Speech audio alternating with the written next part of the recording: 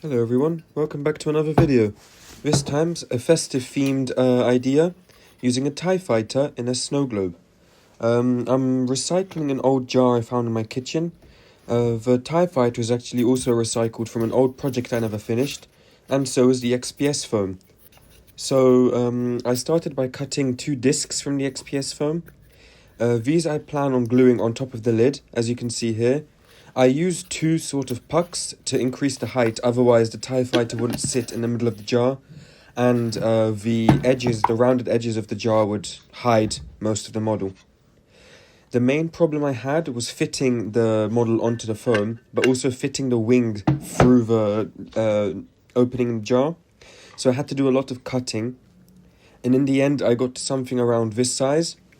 As you can see, more than half the model is gone, but the most recognizable part, which is the head of the TIE fighter, remains.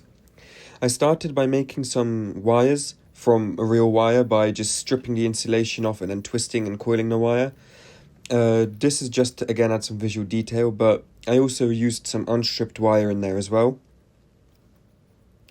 This week's video is slightly shorter, as you may have noticed, simply because I do plan on moving on to a longer, more difficult project in the form of a plane soon, which will leave the channel without an upload for maybe around a month or 2.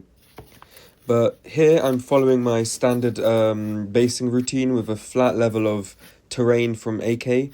I also have to use this to patch up a hole down there in the middle, as you can see from the previous project I mentioned. But I do this simply with a bit of an offcut from the extruded polystyrene. After I apply it evenly, I fit the model immediately, simply because, as you can tell, I'm sort of rushing this project just to get a video out before the 25th, and this would basically just decrease the time I'd have to wait for glue to dry otherwise, and made everything a lot easier. The second the terrain paste dried, I added another layer of terrain paste in the form of VMS Smart Mud. If you want to see a more detailed video on how this product works, click the tab that should pop up on screen now if I remembered to add it. Otherwise, go on my channel and check a video out where I compared homemade terrain paste to this, which is a more premium substance. I found the best way to apply this terrain paste is with a finger, simply because it's very thick and foam-like instead of a paste like the AK terrain paste.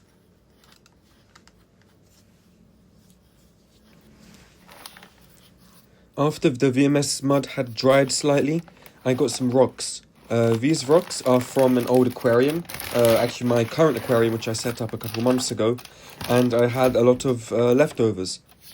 I wanted to try and make the rocks look like the reason for the TIE fighter stopping in the place that it currently is, as in the TIE fighter crashed into the rocks and wasn't able to move past them.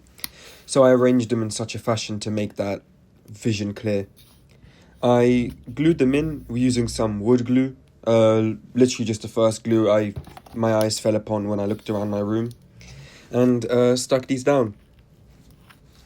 Most of the diorama will end up being covered by snow, so these are more of a shape addition rather than an actual substance for the diorama.